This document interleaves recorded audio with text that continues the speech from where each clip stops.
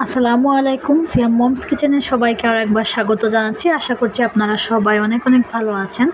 আজকে আমি তৈরি করে দেখাবো সেমাইয়ের বরফি অথবা সেমাইয়ের সন্দেশ। খুবই সহজ আর মজার একটা ডেজার্ট, যে কোনো মেহমান আসলে অথবা ঈদেও এই ডেজার্টটা তৈরি করে খেতে পারবেন। আশা করছি অনেক ভালো লাগবে। ভালো লাগলে একটা লাইক দিবেন এবং সাবস্ক্রাইব করে আমার চ্যানেলের সাথে থাকবেন, আর পাশে থাকা বেল বাটনটা অন করে দিবেন আমার পরবর্তী ভিডিও নোটিফিকেশন সবার আগে পাওয়ার জন্য।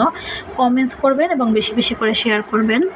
প্রথমে একটা বাটিতে আমি নিয়ে নিয়েছি 100 গ্রাম লম্বা সেমাই। এবার আমি এই সেমাইগুলো হাত দিয়ে একেবারে গুঁড়ো করে নিব। এখন আমি চুলায় একটা প্যান বসিয়ে দিয়েছি আর দিয়ে দিচ্ছি 1 টেবিল চামচ ঘি। আর অবশ্যই এই বরফিটা ঘি দিয়ে তৈরি করতে হবে অথবা বাটারও ব্যবহার করতে পারবেন। এখন আমি সেমাইগুলো দিয়ে দিচ্ছি আর চুলার আঁচটা একেবারে লোতে রেখে এই সেমাইগুলো আমি ভেজে নিব।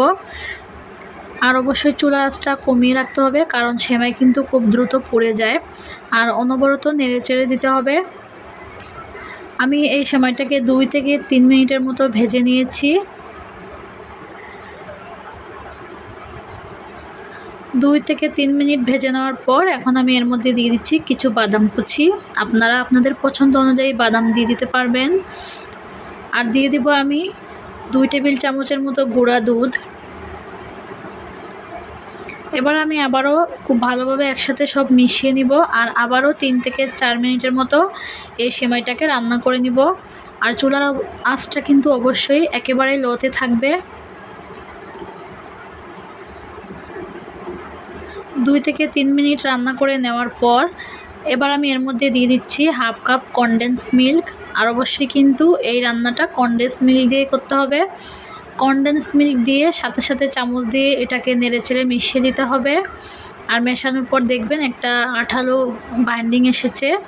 কেউ যদি মিষ্টিটা আরও বেশি পছন্দ করেন কনডেন্স মিল্কের পরিমাণটা বাড়িয়ে দিতে পারবেন।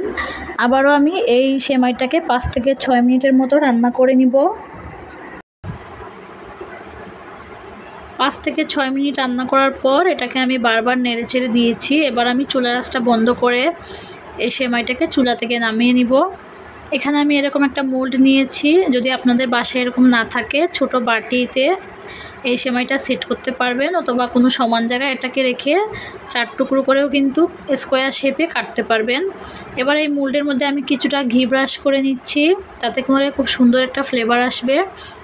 আর রান্না করা সেমাইগুলো গরম থাকা অবস্থায় আমি চামচ দিয়ে নিয়ে প্রতিটা মোল্ডের মধ্যে চেপে চেপে এরকম বসিয়ে দিব। সবগুলা মোল্ডে আমি সেমাইগুলা বসিয়ে দিয়েছি।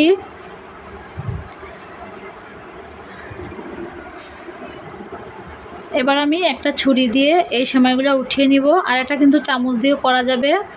আস্তে করে চাপ দিলে কিন্তু খুব সহজেই সেমাইটা উঠে আসবে। আর এই ডেজার্টটা তৈরি করতে এত কম সময় লাগে আর খেতেও কিন্তু অসাধারণ হয়।